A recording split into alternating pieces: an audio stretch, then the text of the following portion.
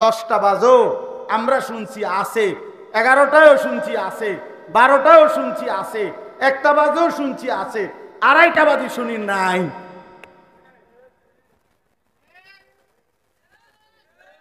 এবার নাই যে নাই, আর কিচ্ছু নাই। টাকা তো ছিল, কই শুধু বর্ডারও তো পার হইতে না।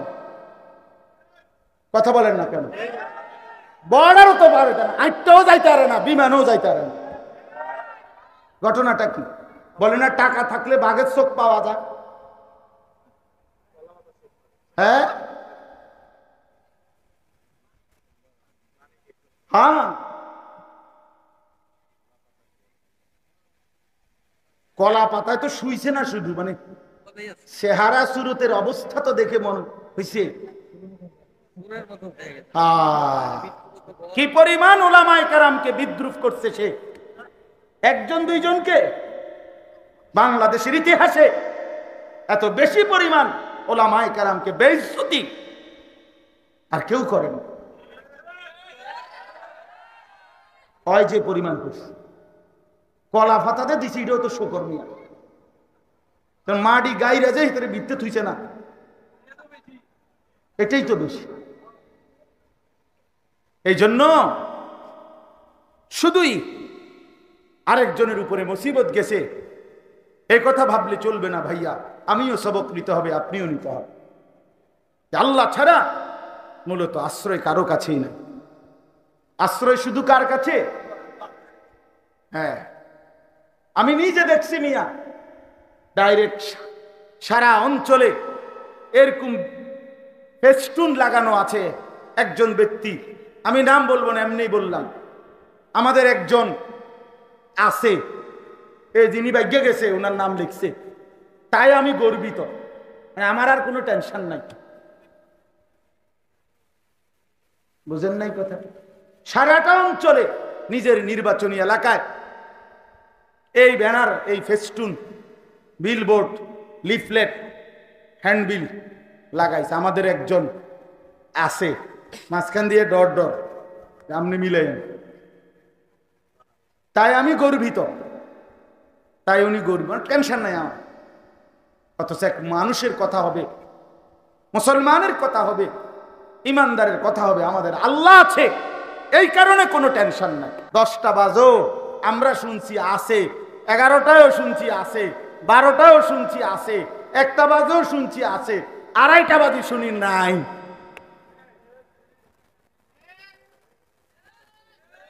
এবার নাই যে নাই, আর কিচ্ছু নাই। নাই যে নাই, আর কিছুই নেই, কিচ্ছুই কিচ্ছু নেই। আল্লাহ দেখায় দিছে যে বান্দা সীমা লঙ্ঘন করো না, সীমা লঙ্ঘন করো না। সবক এটা আল্লাহ পাক সবক দিছেন, এটা শুধুই একটা ঘটনা না, এটা একটা সবক, এটা ইতিহাসের পুনরাবৃত্তি। পৃথিবীতে আল্লাহ তাআলা বারবার ইতিহাসের পুনরাবৃত্তি হয়। আল্লাহ তাআলা বলছে, ওয়া কাম আহলাকনা ক্বাবলাহুম মিন কুরুন, ইতিপূর্বে বহু জাতি আমি ধ্বংস করেছি। এই জন্য ভাইয়া ছেলেদেরকে বলি, একজন কিংবা একাধিক ব্যক্তি কিংবা গোষ্ঠী, দল কিংবা সমষ্টি, কেহই জুলুমের উপরে, অন্যায়ের উপরে সীমা লঙ্ঘন করতে নাই। তাইলে আল্লাহ যদি ধরে, তো বেইজ্জতির 7 তবক নিচে, অপমানের 7 তবক জমিনের নিচে দাবায় ফেলে। হ্যাঁ, আগে তো বলতো, আমরা তো ছোটবেলায় পড়ছি, এর মুরব্বীরাও আছে, আগে তো এটা কইতো মিয়া, টাকা থাকলে বাঘের চোখও পাওয়া যায়। কইছে না কথা? কো বাঘের চোখ কো কথা। 3টা সিফাত। 1 নাম্বার, সবচেয়ে উত্তম মানুষ সে 1 নাম্বার, যে মানুষকে আল্লাহর দিকে ডাকে, যে প্রতিনিয়ত মানুষকে ফেরাবার চেষ্টা করে। একজন আরেকজন আল্লাহর দিকে বলে যে চলো না ভাই নামাজ পড়ি, চলো আল্লাহকে ডাকি, হালাল পথে চলতে চেষ্টা করি, আল্লাহর হুকুম মানতে চেষ্টা করি। এই কথা যে একজন আরেকজনকে বলে, কসম আল্লাহর, আল্লাহ তাআলা কোরআনে বলছে এদেরকেই বলা হয় বন্ধু। এরাই মূলত বন্ধু, যে বন্ধু একজন আরেকজনকে কল্যাণের কথা, নেকের কথা, পরকালীন মুক্তির কথা মনে করিয়ে দেয়। বাকিরা বন্ধু না, বাকিরা শয়তান, যে মদের আড্ডা, জুয়ার আড্ডা, জিনার আড্ডা, নারীর আড্ডা, মোবাইলের আড্ডা, বেবিচারের আড্ডায় যে আসক্ত করে দেয়, প্ররোচিত করে, যে তার সহপাঠী তার সাথে চলুন না রে, ওই পথে থেকে দিয়া দিছে, সে বন্ধু না, সে শয়তান, সে শয়তান। এজন্য নবী সাল্লাল্লাহু আলাইহি সাল্লাম বলছেন, লা তুসাহিব ইল্লা মুমিনা, ইমানদার ছাড়া কাউকে বন্ধু বানায় না।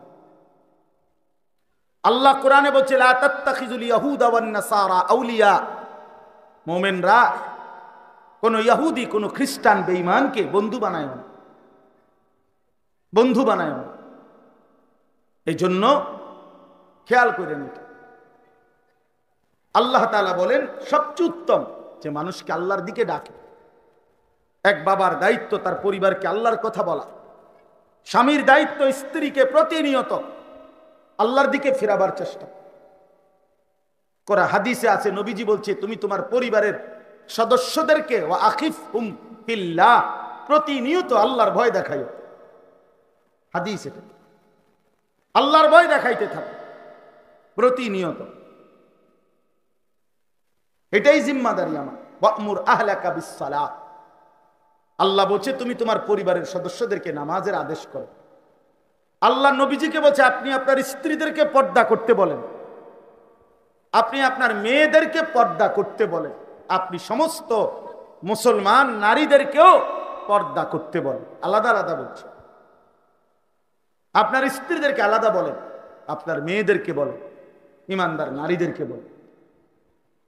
তাইলে মানুষকে আল্লাহর দিকে ডাকা, এটা অনেক বড় একটা সিফাত, শ্রেষ্ঠতম মানুষের পরিচয়, যার ফিকির, যার দিলের তামান্না, আমার একজন ভাই, একজন বন্ধু, আমার একজন পড়োশী, আমার একজন আল্লাহর বান্দা আল্লাহকে পেয়ে যাক, আখিরাতের পথ ধরে।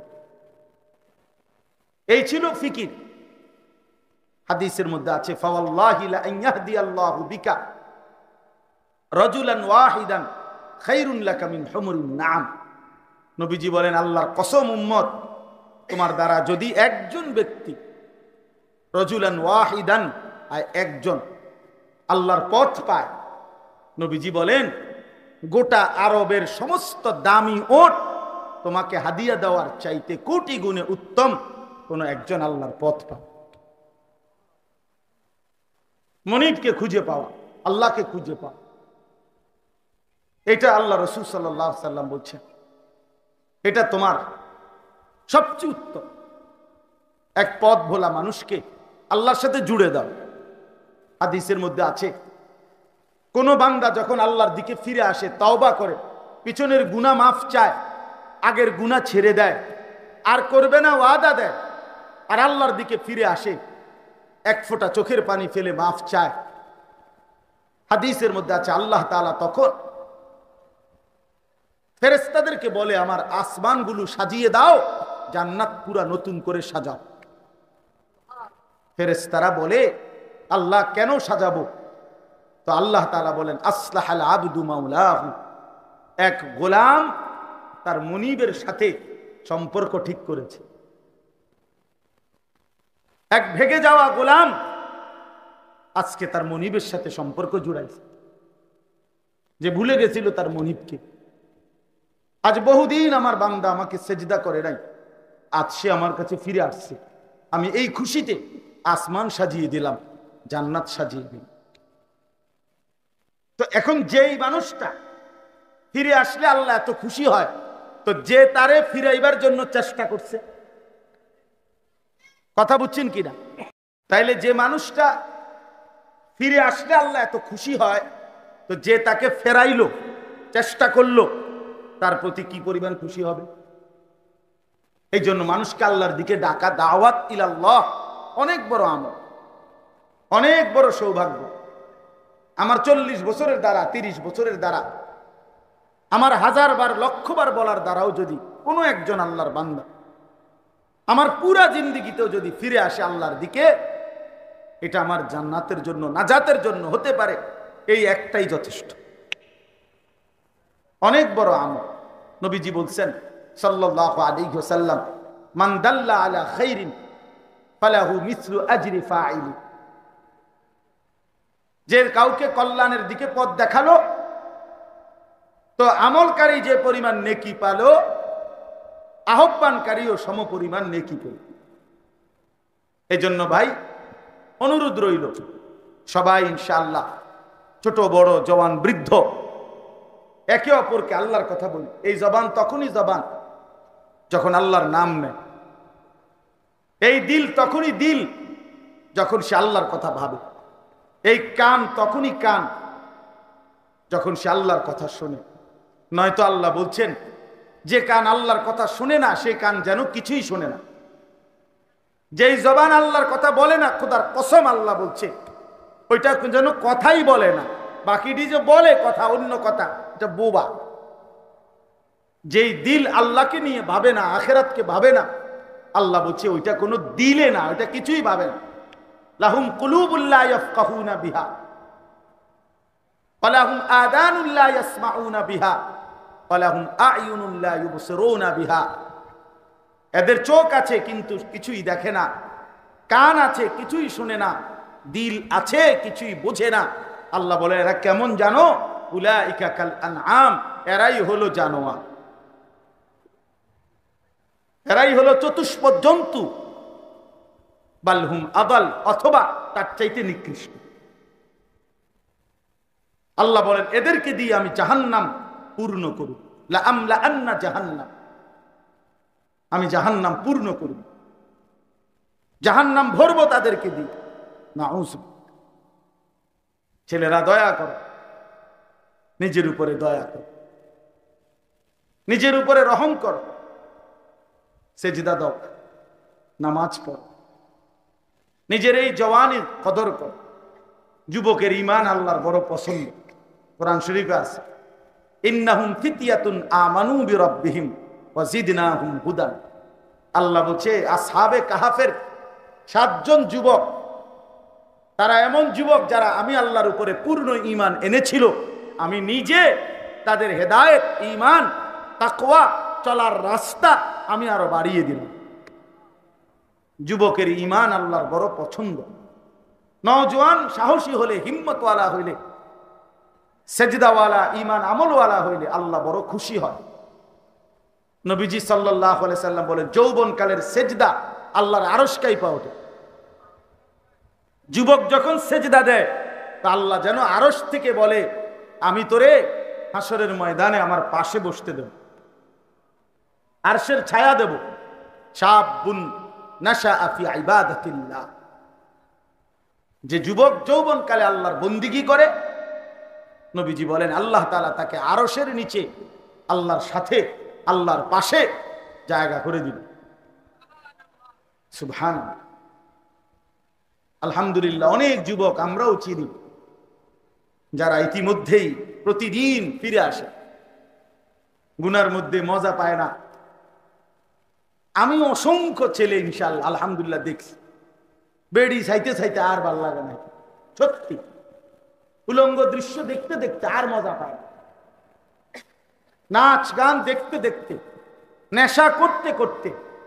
এক যুবক আমারে বলছে, আমি 1 বছরে আমার বাবার 45 লক্ষ টাকা 1 বছরে খরচ করছি এই মদ, জুয়া, নারী, এগুলোর পিছনে। কিন্তু 1 ঘন্টার জন্য হুজুর, সে বলছে, হুজুর খোদার কসম, 1 ঘন্টার জন্য কোনোদিন অন্তরে কোনো শান্তি পাইনি, টাকাই উড়াইছি শুধু।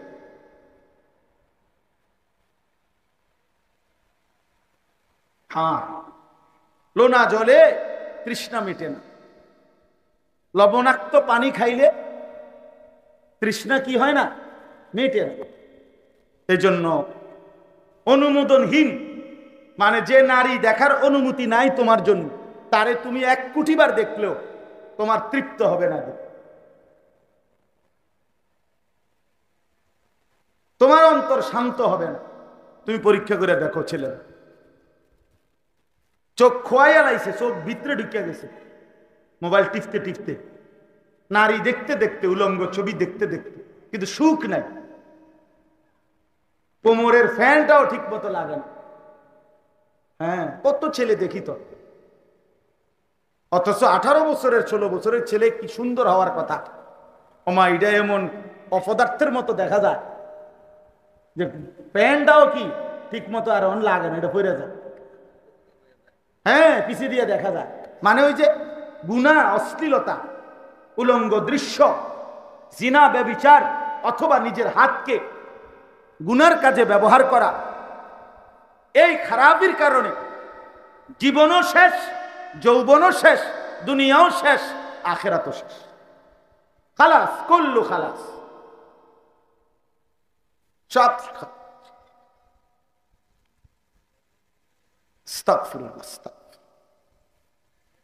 এই জন্য আমি অনুরোধ করছি, আমরা প্রত্যেকেই একে অপরকে আল্লাহর কথা বলি, আল্লাহর দিকে ফেরাইতে চেষ্টা করি। এক বাপের সার্থকতা, সে তার ছেলে মেয়ে, বিবি বাচ্চাকে নামাজের কথা বলা চেষ্টা করে, এটাই তার জীবনের বড় অর্জন। ছেলে ইটালি না যাক, ছেলে বিদেশ যাওয়া কামিয়াবি কিছু না। কোরআন হাদিস অথবা পৃথিবীর কোন যুক্তিতে ছেলে প্রবাসী হলেই সফল, এটা না। বরং প্রবাসী ভাইরা আমাদের চাইতে অনেক বেশি কষ্ট করে না? কথা বলেন না? আমি তো নিজ চোখে দিই, সৌদি আরব প্রবাসী প্রতি বছরই তো হজ উমরায় গেলে দেখি কি পরিমাণ কষ্ট করে। একটা রুমে 12 জন, 14 জন, 16 জনও থাকে। নিজেরা 12 ঘন্টা ডিউটি করে, 14 ঘন্টা ডিউটি করে আইসা আবার নিজে রান্ধে, নিজের রান্নাটা নিজে রান্নে, নিজের কাপড় চোপড়গুলো নিজে ধোয়। মাঝে মাঝে বলে যে ছেলেরা, হুজুর শরীরে আর কোনো বল থাকে না, তখন মন চায় না, ইচ্ছা থাকলেও, টাকা থাকলেও সামান্য কোনো কিছু একটা কিন্না টিন্না খাইয়া শুইয়া থাকি। কারণ আবার নির্ধারিত টাইমে ডিউটির জন্য দৌড়, ফাঁকি দেওয়ার তো সিস্টেম নেই। ফাঁকি দিলেই গারামা, ফাঁকি দিলেই জরিমানা, ফাঁকি দিলেই জরিমানা। সৌদি আরবে তো আমরা দেখছি, সাধারণ এই যে প্রাইভেট কার ভাড়া মারে যেগুলো, তারা ট্রাফিক রে আমার মনে আজরাইলের মতো ভয় পায়। আজরাইলের এত ভয় পায়, শুধু এই যে রাস্তার যে ট্রাফিক, এগরে যেই ভয় পায়।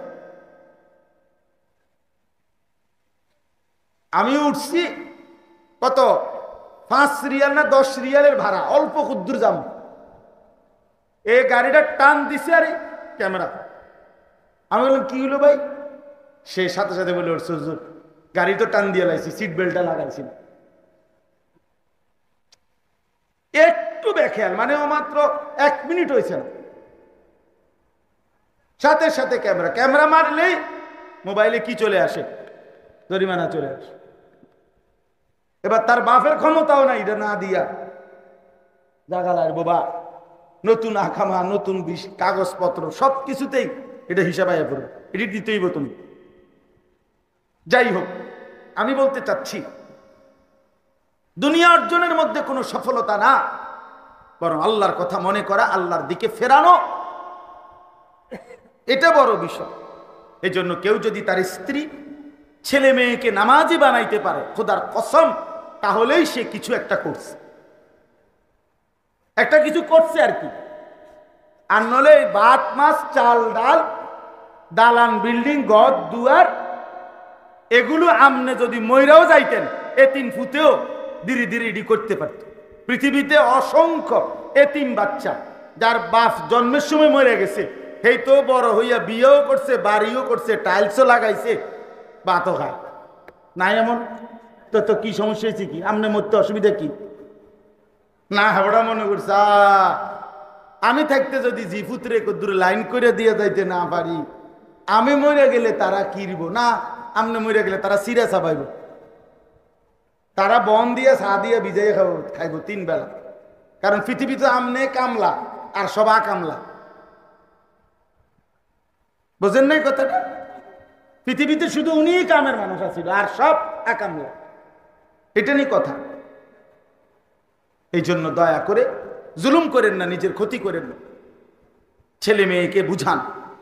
আর তোমরা ছেলেরাও ভাইয়া নিজের ভালো বুঝো।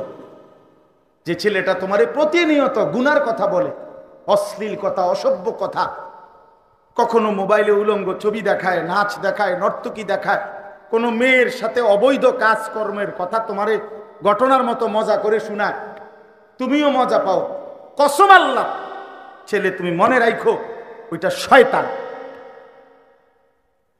ওইটাই শয়তান।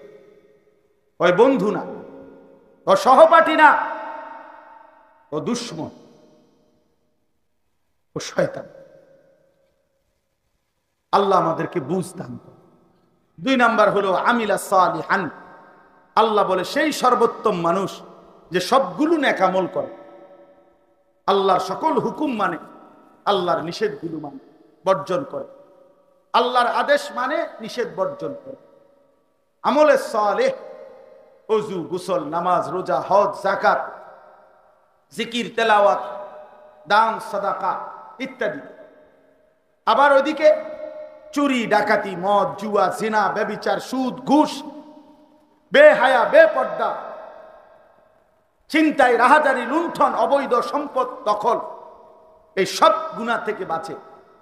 আল্লাহ বলেন সেই সর্বশ্রেষ্ঠ মানুষ,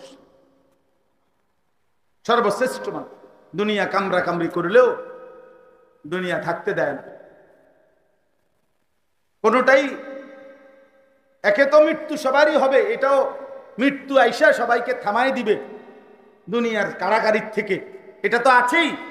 আর জীবিত থাকলেও আল্লাহ তাআলা দুনিয়া নিয়ে বেশি বাড়াবাড়ি করলে, শরীর, স্বাস্থ্য, জীবন, যৌবন, ক্ষমতা, প্রভাব, প্রতিপত্তি, এটা নিয়ে কেউ যদি অতিরিক্ত বাড়াবাড়ি করে, জুলুম করে, অন্যায় করে, সীমা লঙ্ঘন করে, তা আল্লাহ বলে মাঝে মাঝে আমি আখাযনাহুম বাগতাতান, হঠাৎ করে আমি আল্লাহ ধরে ফেলি, ফাইদাহুম মুবলিসুন, তখন এক কথায় নিরাশ হয়ে পড়ে, তখন সব হারিয়ে ফেলে। এই জন্য আল্লাহ পাক মাঝে মাঝে দেখায়, মাঝে মাঝে দেখায়, মাঝে মাঝে দেখায়। এই জন্য ভাই আমি শুধুই মাত্র স্লোগানের জন্য বলতে চাই না, আমার কথা হলো বাস্তবতা উপলব্ধি করলে আমারও ভালো, আপনাদেরও ভালো। যুবক ভাই তোমাদেরও ভালো। তুমি তোমার এই শরীর, স্বাস্থ্য, যৌবনের উপরে অহংকার করো না, মাতবরি করো না, মাতবরি করো। তোমার মতো বেড়া 1 ঘন্টায় 6 বার টয়লেটে গেলে তুমি চিত্তিয়া বেরো, হ্যাঁ, এবারে ওর চালান দিয়ে খাড় করার লাগবে তোমার। তুমি মাতবরি করো কিতা, কি বাইরে হয়, শুধু পায়খানা বাইরেছে 6 বার, আর তো কিচ্ছু না, আতফাও তো আর খুললে গেছে না, তো তুমি এরকম দুর্বল হইয়া সোজাইয়া গেলা গা। তাহলে অহংকারের কোনো সুযোগ আছে? বলেন, ইনসাফের কথা বলেন। অহংকার করবেন কেন? যে সামান্য পায়খানার কাছে এত অসহায় যে 1 ঘন্টায় 6 বার পায়খানায় গেলে যে দুর্বল হইয়া সোজা হইয়া যায়, তার আবার মাতবরি কিসের? তার আবার অহংকার কিসের? কেন বড়াই করবে ভাইয়া? এই জন্য চলি যে আমরা আল্লাহর হুকুম মানবো, আল্লাহর হুকুম মানবো। নামাজবিহীন মানুষের পরিচয় হয় না রে ভাই। সবাই নিয়ত করি, ছেলেরা তোমরাও নিয়ত। আবারও বলছি ভাই, কাজে লাগাও হায়াত। সুন্দর জীবন, সুন্দর যৌবন, সুন্দর সময় আর আসবে, আর আসবে। আল্লাহ তাআলা 1 মিনিটে সব এলোমেলো। আমি বিশ্বাস করেন না, ওইখানে গিয়ে দেখছি যে আহা বেচারার ঘর, বিল্ডিং টাইলস করা, এই ঘরটারে পুরা বন্যার পানিতে দুমড়ে মুচড়ে ভাঙ্গা লাগছে। এদিক দিয়ে কুদ্দুর ওয়াল, ওইদিকে ওয়াল উড়াইয়া ফেলা যাচ্ছে। একটা মুরগির ফার্ম, বিশাল ফার্ম, এই ফার্মটার সমস্ত শিকড়, শিক টিক, কেস, কত কিছু যে ছিটটা পইরা রয়েছে, আবার পুরাটার টিন সব কিছু একেবারে মুসরাইয়া পুটলা বানাই দিয়েছে। মালিক কত বড় ক্ষমতাবান, আল্লাহ কত বড় ক্ষমতা। আল্লাহ যদি আশ্রয় না দেয়, আল্লাহ যদি নিরাপদ না রাখে, বান্দা 1 মিনিটও তো নিরাপদ থাকবে। একটা ভূমিকম্প যদি 1 মিনিট চলে, হ্যাঁ, কয়জন মরছে এই হিসাব করণের কোন আরেকজন কেউ থাকবে না। তো 46 সেকেন্ড, 37 সেকেন্ড, 40 সেকেন্ড এরকম ভূমিকম্প তো তছনছ করে দেয়। আল্লাহ আমাদেরকে মাফ করে দেন। সর্বশেষ কথা হলো আল্লাহ বলেন ওয়াকালা ইন্নানি মিনাল মুসলিমিন, যে খুশি খুশি ভাবে একদম স্বাভাবিকভাবে চলনে বলনে নিজের চেহারা, সুরত, লেবাস, পোশাক, দাড়ি, টুপি, লেনদেন, আয় উপার্জন, ঘর বাহির, পরিবার, সংসার, সর্ব জায়গায় নিজেকে প্রকাশ করে পরিচয় দেয় নিঃসন্দেহে আমি মুসলমানদের একজন। তোমার চেহারা এমন কেন, তোমার ঘর এমন কেন, তোমার চলাফেরা এমন কেন? এজন্য যেহেতু আমি মুসলমান।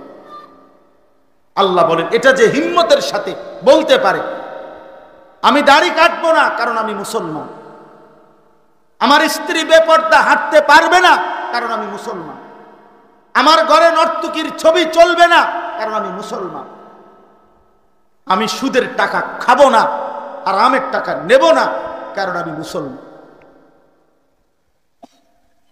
হ্যাঁ, আল্লাহ বলেন এটুকু সাহস, এটুকু জবানে যার উচ্চারণ যে নিশ্চয়ই আমি একজন মুসলমান, আমি মুসলমানদের একজন, আল্লাহ বলেন এই 3টা বুঝ পাইলে সে আহসান, সে সর্বোত্তম মানুষ। কি কি? আবারও বললাম, 1 নাম্বার যে মানুষকে আল্লাহর দিকে ডাকে, 2 নম্বর যে সবগুলো নেক আমল আল্লাহর হুকুম পালন করে, 3 নাম্বার সদা সর্বদা যে নিজেকে মুসলমান পরিচয় দান করে। সবকিছু, সব ব্যাপার। তাহলে তোমরা যারা ছেলেরা ভাই, কোনদিন মুসলমান ছেলে হইয়াও নবী সাল্লাল্লাহু আলাইহি সাল্লাম, সাহাবায়ে কেরাম, আল্লাহর প্রিয় বান্দাদের মতো কোনদিন চুল রাখলা না, তোমরা কেমনে বলো তোমরা মুসলমান? হ্যাঁ, তোমরা যারা পেশাব করে পানি নাও না, তুমি অপদার্থ, কেমনে বলো তুমি মুসলমান? কোন লজ্জায়? হ্যাঁ ভাইয়া বলো ছেলেরা, তোমরা যারা খোদার 365 দিনে কোনো দিন একটা বছরে ফজরের নামাজ কোনো দিন পড়লা না, তুমি কেমনে মুসলমান? কোন যুক্তি? 20 বছর ধরে 4 চেহারায় দাড়ি নাই, আপনি কেমনে মুসলমান? 60 বছর পর্যন্ত যিনি বিড়িখানাটাই ছাড়তেলেন না, সাদওয়ানে বইয়া বেডি সাউন্ড নাচ গান এখন ছাড়তে পারলেন না, কথা বলতে গালি ছাড়া কথা কইতে পারেন না, আমনে চাচা কি হুয়াদের মুসলমান? আমনে কি ডকের মুসলমান? হ্যাঁ বলেন। 60 বছর বয়স্ক লোক বুঝি এখনো বিড়ি খায়, তো ছাড়বে কখন? কবরের কথা মনে পড়বে কখন? যে মা 20 বছর ধরে পর্দা করে না, ওই মুসলিম নারী মুসলমান হলো কেন? বলেন। এই জন্য দয়া করে প্রত্যেকেই ইস্তাফতি কালবা, নিজের বিবেককে প্রশ্ন করো। আমিও জিজ্ঞেস করলাম, আপনারাও, আমারটাও আমি দেখি, আপনারটাও আপনি দেখেন, চলেন সবাই মিলে ভাবি। নবীজি সাল্লাল্লাহু আলাইহি ওয়াসাল্লাম বলেন লা ইউমিনু আহাদুকুম হাত্তা ইয়াকুনা হাওয়াহু তাবআন লিমা জিতু বিহি, তোমাদের কেউ পরিপূর্ণ মুমিন হতে পারবে না যতক্ষণ পর্যন্ত সে তার মনের সমস্ত ইচ্ছার বিপরীতে আমি রাসূল যা নিয়ে এসেছি তাকেই কেবল অনুসরণ না করবে। আমার কোনো চাহিদা নাই, সিদ্ধান্ত নাই, আমার রাসূল সাল্লাল্লাহু আলাইহি সাল্লাম যা করতে বলেছেন, যেটা যেভাবে, সেটাই আমার জিন্দেগি। নবীজি বলেন এটা যখন হবে তখনই তুমি পূর্ণ মুমিন হতে পারবে। এটাই আল্লাহ তাআলা দয়া করে আমাদেরকে দিয়েছেন। আল্লাহ বলছেন তোমরা যদি আমি আল্লাহর ভালোবাসা পেতে চাও, জান্নাত পেতে চাও, আখিরাতের নাজাত চাও, আমি একটাই মাত্র ফর্মুলা দিলাম, আমি আল্লাহ একজন বন্ধু পাঠাইলাম, সে আমার বড় প্রিয় বন্ধু, আমার বড় আপনজন। আমার সেই আপনজনকে আমি তোমাদের কাছে পাঠালাম। 23 বছরে সে আমার সেই বন্ধু তোমাদের জন্য সব কিছু সুন্নাত তরিকা নিয়ম জবানেও বলছে, কর্মেও দেখাইয়া দিছে। তোমরা শুধুই তাকে অনুসরণ করো। আমি আল্লাহর ভালোবাসা, আমার মাগফিরাত, আমার জান্নাত সব বুঝে নাও। কুল ইন কুনতুম তুহিব্বুনাল্লাহ ফাত্তাবিউনি ইউহিব্বুকুমুল্লাহ ওয়া ইয়াগফির লাকুম যুনুবাকুম। শুধুই নবীজির অনুসরণ, সুন্নাতবিহীন জিন্দেগি হয়। নবীজি সাল্লাল্লাহু আলাইহি সাল্লামকে অনুসরণ না করলে মুসলমানের মুসলমান পূর্ণ হয়, আখিরাতের মুক্তি মিলেন। এজন্য আমরা প্রত্যেকে ইনশাআল্লাহ সুন্নাতের উপরে উঠেন। রবিউল আউয়াল মাসে এটা গুরুত্বপূর্ণ সবক যে সুন্নাতই হোক আমাদের জীবন। কি হোক বলেন না ভাই, কথাটা বলেন, সুন্নাতই হোক আমাদের জীবন। খবর নেন নবী সাল্লাল্লাহু আলাইহি ওয়াসাল্লাম কোন কাজ কিভাবে করতেন। আপনি আমি সারাদিনে যা করি তার প্রতিটার ক্ষেত্রে নবীজির সুন্নাত আছে। তিনি সবচেয়ে সুন্দর, তিনি সবচেয়ে শ্রেষ্ঠ, তিনি পরিপূর্ণ, তিনি পূর্ণাঙ্গ। সুবহান। নবী সাল্লাল্লাহু আলাইহি সাল্লাম হাসলেও সুন্দর, কাঁদলেও সুন্দর, তিনি হাঁটলেও সুন্দর, তিনি বসলেও সুন্দর, তিনি কথা বললেও সুন্দর, তিনি চুপ থাকলেও সুন্দর। তার প্রতিটা নড়াচড়া সবচেয়ে সুন্দর। পৃথিবীর যে কোনো শিক্ষিত ব্যক্তির সাথে আমিও তো ব্যক্তিগতভাবে ইনশাআল্লাহ কথা বলতে প্রস্তুত যে মুহাম্মদে আরবি সাল্লাল্লাহু আলাইহি সাল্লামের একটি নিয়ম কানুন তার মোকাবেলায় গোটা পৃথিবীর সমস্ত শিক্ষিত ব্যক্তিদের কাছে চ্যালেঞ্জ, যে কারো কাছে এর চাইতে উত্তম কোন সৌন্দর্য খোদার কসম গোটা পৃথিবীর কারো কাছে নাই, কারো কাছে। নবীজির তরিকা বিহীন কোন সুন্নাত, কোন জিন্দেগি, কোন চলাফেরা, অন্য কিছুই সুন্দর না। তিনি সুন্দর, তার সবকিছু সুন্দর। হোসনে ইউসুফ দমে আইসা ইয়াদে বাইদা দারি আচে খুবা হামা দারান তু তনহা দারি। আল্লামা ইকবাল বলছে, হে নবী, ১৬ লাখ নবীর মধ্যে যত গুণ ছিল আপনি মুহাম্মদের মাঝে যদি একটা একটা করে খুঁজি তো খোদার কসম নবী সমস্ত নবীর সব বৈশিষ্ট্য, মুজিজা, সিফাত, গুণাবলী আপনার মাঝে একাই খুঁজে পাই। আপনার মাঝে সব আছে। নবী সাল্লাল্লাহু আলাইহি সাল্লাম তার পুরা দেহ মুবারক সেটাও সুন্দর, তার আখলাক সেটাও সুন্দর, চেহারাও সুন্দর, চলাফেরাও সুন্দর, কথাবার্তাও সুন্দর, সব সুন্দর। এই জন্য মানুষ তো সুন্দরকেই পছন্দ করে। তো ঠিক আছে, তো নবীজির চাইতে সুন্দর বেশি কে? এই জন্য প্রিয় ভাই অনুরোধ করলাম, নিজেকে মুসলমান হিসাবে পরিচয় স্বাচ্ছন্দ্য মতো দেন। লেবাস, পোশাক, চলা ফেরা, দাড়ি, টুপি, বাজার, ব্যবসা, লেনদেন, সব জায়গায় সুন্নাতের অনুসরণ, নবীজির তরিকা মানে বরকত হবে, বরকত হবে। আল্লাহ আমাদেরকে বরকত দান করেন, আল্লাহ আমাদেরকে কবুল করে নেন। দেখেন বিষয়টা কি দাঁড়াই। আমি প্রথম বলছিলাম হযরত মাওলানা হাবিবুর রহমান হেলালি সাহেব,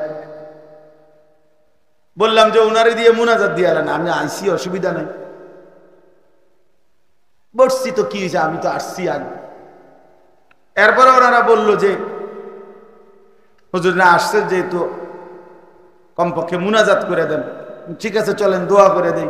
আসছিও দোয়া করতে। ভাই বলছেন যে দাঁড়াইয়া অবস্থায় হুজুরের পারলে 2-4 অক্ষর বলুক, এর মধ্যে দোয়া। আমিও প্রস্তুতি, বারবারে দোয়া। এই জন্য খুতবা, আয়াত সবই অল্প কুদ্দুর পড়ছি, কিন্তু আল্লাহর কুদরতে আল্লাহ তাআলা বলছে ঠিক আছে, আচ্ছা আমার কথাই তো, আচ্ছা একটু কম, ঠিক না, আমারই তো কথা, ঠিক আছে বলো, একটু বলো, যাও। আল্লাহ আমাদেরকে বরকত দান করেন, আল্লাহ আমাদেরকে কবুল করেন, আজকের এই সুন্দর মাহফিলের ইন্তেজামের মধ্যে আল্লাহ তাআলা বরকত দান করে। সবাই যদি আমরা কিছুটা ভাবি, ভালো হবে, সুন্দর হবে। দোষ একটা দেশকে নতুন করে গঠন, এক্ষেত্রে এটা আরো বড় বেশি দরকার যে মানুষের ঈমান, ইসলাম, মানুষের জীবন চলা, নৈতিকতা সুন্দর করা। আর সেটা শুধুই ইসলাম মানার দ্বারাই সম্ভব। আল্লাহ তাআলা সবাইকে উত্তমভাবে কবুল করে নেন, আমিন। সুবহানাল্লাহি ওয়া বিহামদিহি, সুবহানাকাল্লাহুম্মা বিহামদিকা, আশহাদু আল্লা ইলাহা ইল্লা আনতা, আস্তাগফিরুকা ওয়া আতুবু ইলাইক। আলহামদুলিল্লাহি রাব্বিল